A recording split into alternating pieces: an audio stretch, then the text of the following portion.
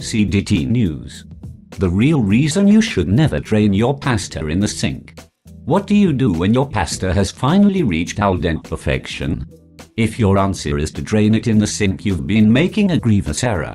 That murky, starchy water, also called liquid gold by many chefs, still has a job to do.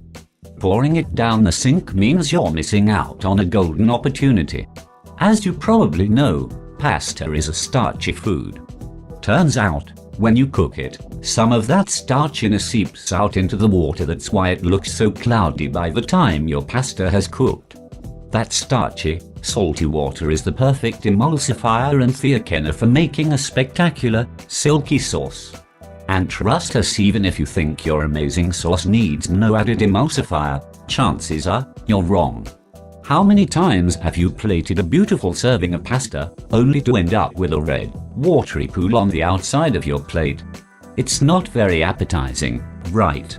It also ruins any Insta-worthy plate pictures you were hoping for once dinner is served.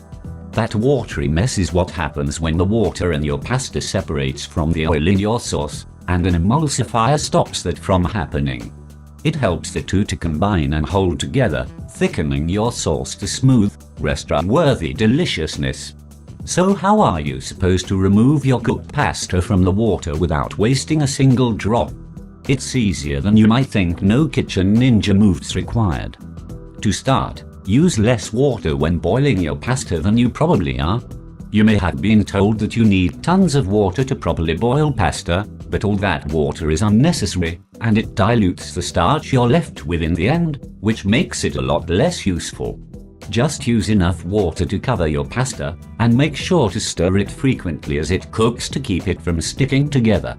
If you're cooking your sauce while simultaneously cooking your pasta, and let's face it, you probably are, it's easy enough to scoop out a few tablespoons at a time of the starchy water and stir it into your sauce. It'll thin out at first, but don't panic, it will thicken back up like magic as the starch is absorbed into your sauce. But that perfect pot of sauce doesn't mean you should dump the rest of your liquid gold down the drain.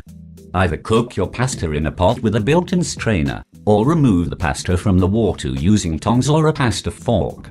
If you simply must use a colander, place it over a large pot first, that way your pasta water avoids the drain. Once you've salvaged all that starchy water and let it cool, save it and freeze it in small batches using an ice cube tray.